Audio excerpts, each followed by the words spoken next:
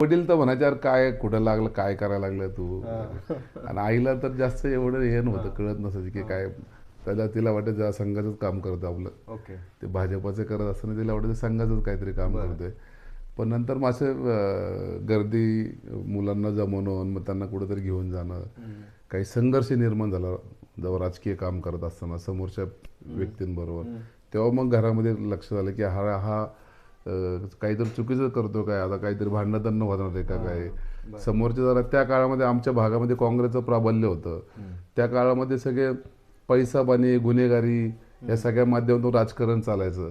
आता आम्ही थोडं वेगळ्या पद्धतीतून आल्यामुळं आम्ही आपलं संघाच्या कामातून आल्यामुळे भाजपचं काम आम्ही त्या स्टाईलने करायचो.